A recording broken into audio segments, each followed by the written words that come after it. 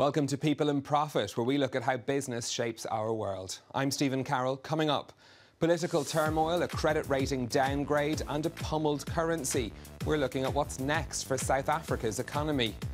State of the Unions, how a change in support for French trade unions could transform industrial relations in the country. Plus, we've a story from the French Alps of a fragrant revolution in the flower growing business. First up, though, it's been a rough week for South Africa's economy. After the shock sacking of Pravin Gordhan as finance minister, the rand tumbled on the markets. The situation was made even worse when the country's credit rating was cut to junk status for the first time in 17 years. The new man in the job, Malusi Gigaba, has promised to transform the economy, but he's facing an uphill battle. I'm not saying it's easy to get out of a rating downgrade, but I think that we can manage the political and policy risks which have been highlighted by by S&P and which have also been highlighted by Moody's. For more on this, I'm joined from Pretoria by Thea Fourie, who's a senior economist at IHS Markit. Thea, thanks for being with us. Can I ask you, first of all, what is the biggest challenge now facing the new finance minister? I think the biggest challenge facing our new finance minister is to instill confidence, to make sure that it is the view of credit agencies and the general public that they will adhere to fiscal targets and make sure that not excessive contingent liabilities will be built up through expensive programs, especially in the energy sector. This is the fear that perhaps he might let go of the control of the budget reins and start spending more. Do you think that there's much foundation to that? Do you think he could lose the run of himself? I think, you know, there's a lot of confusion regarding that issue because when he was appointed as the new finance minister, he said that this definitely means it's not business as usual, and that the radical economic transformation program will be stepped up. And I think until there's more clarity regarding these policies and which that will entail, there will be a lot of uncertainty about fiscal policy going forward. To what degree is investor confidence in South Africa linked to Pravin Gordhan and the influence that he's had on the budget over the past few years? Pravin Gordhan has been kind of a rock and a key cornerstone in what has been happening in the past year, and I'm talking about 2016, where he mobilized an effort in the international community to show the working relationship that's working well between the labour unions, the private sector, as well as government. And this road shows and this efforts implemented by Pravin Gordhan really instilled investor confidence into the way forward into South Africa, highlighting the ability of these three sectors to work together to bring the economic growth path back up and running and to place South Africa on a stronger growth path going forward. And therefore, that he played a very important role in maintaining our credit agency and ensuring investor confidence. And do you think that Malusi Gigaba has the same sort of credibility or could have the same sort of credibility in that role? Well, he did mention lately that he would like to resume these efforts between business, labour, as well as the government sector, and that he considers our rating going forward as very important. And so hopefully our new finance minister realises the importance of signalling that that all the participants in the South African economy are willing to work together to bring the economy on a stronger growth path. What is the situation he's facing in the South African economy? What sort of state is it in now?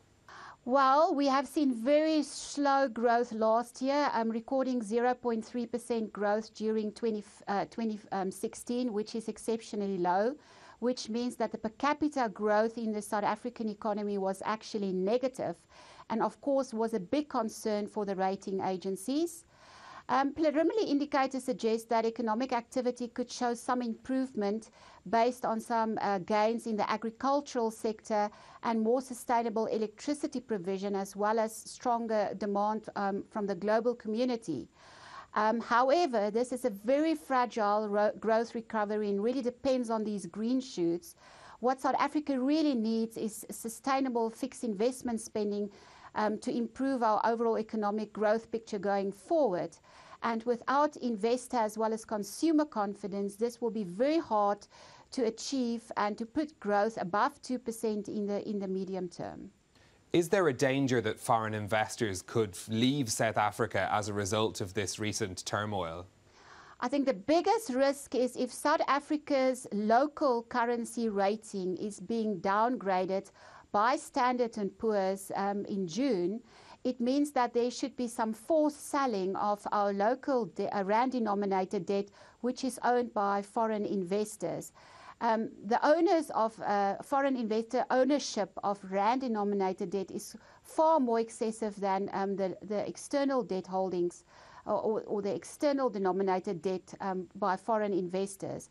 And therefore, if there is a downgrade of our local rating, our rand-denominated debt, it means that these investors will be forced to sell these assets and therefore could result in quite an aggressive outflow in capital from our markets. OK, Thea Fourie, Senior Economist at IHS Markit, thank you for joining us from Pretoria. Now, here in France, we're used to hearing about unions when there's a strike, but they also hold a privileged place in developing employment policy. There's fierce rivalry among the 5 leading unions that get a say in negotiations with employers and the government. Recent elections have seen the reforming CFDT overtake its more hardline rival, the CGT, to become the biggest union in the private sector. It's a shift that could change the tone of negotiations in the future, as Rebecca Rosman now reports. It's a revolution for French trade unions. The CFDT has become the leading group in the private sector, taking in just over 26% of the vote, knocking its rival, the CGT, off the top spot, with just under 25%. With the CFDT viewed as a reforming force in industrial relations, the union says the change is significant. The CFDT has proven its ability to make proposals and fight in negotiations in order to get results. The union won because it understands that employees expect concrete results, and if we don't get them, then we campaign. As for the hardline CGT, analysts cite lack of innovation as one of the main reasons for its diminishing support. The CGT hasn't adapted to globalization and economic difficulties. More than 3.5 million people in France are currently unemployed. Philip Martinez, who heads the CGT, says that despite the defeat, the union's priorities will remain the same. We lost a lot of votes to other unions, particularly the CFDT, so ensuring that we're the union for all employees is an objective of ours that's more important than ever. But it isn't a complete loss. When combined with the public sector, the CGT remains the leading union in France. The role of trade unions is deeply entrenched in French labour law, and it goes far beyond strikes. Kate Moody's been finding out more. Kate. Well, Stephen, 5 major unions are recognised as state trading partners. They compete for membership because it gives them more bargaining power when negotiating with the government or with company bosses. French law requires companies with more than 50 employees to have an elected union delegate who sits on works councils. The representative can weigh in on contract negotiations, vacation time, and even seemingly trivial issues like rearranging office space. The government has to consult both unions and the business community if it wants to change or reform any labour laws. Their role in the collective bargaining process gives French unions a huge amount of leverage. Any such reforms need to be approved by at least 30% of the representatives from the 5 main unions. The CFDT has now surpassed that threshold, meaning it alone could sign off on such changes.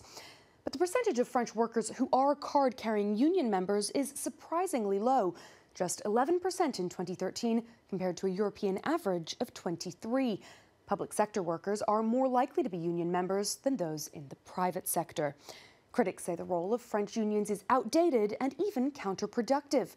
Some firms choose not to hire more than 49 employees in order to avoid becoming entangled with union reps, while the reputation for frequent strike action discourages some foreign investors from setting up shop here. Having a more moderate union in the majority could make the landscape for reform easier for the next French president. Regardless, they remain a key part of French society with broad public support for their role in the labour market. Stephen? Kate, thank you very much for that.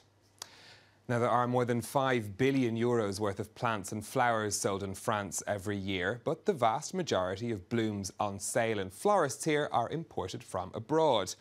In the French Alps, that's led one woman to set up a business growing and selling organic flowers. Yuka Royer has the story. Harvesting the colours and scents of spring. Anushka Sher launched her organic flower growing business 2 years ago here in the French Alps, where she works at a ski resort during the winter. She cultivates her flowers in open fields and not in greenhouses. I don't decide when they should blossom, the flowers do. Now, tulips and daffodils are in full bloom.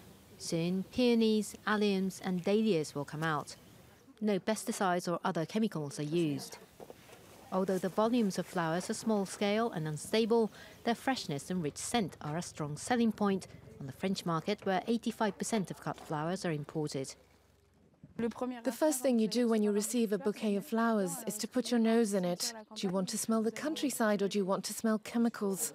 It's up to the consumers to make a choice, but it shouldn't take long to figure that out.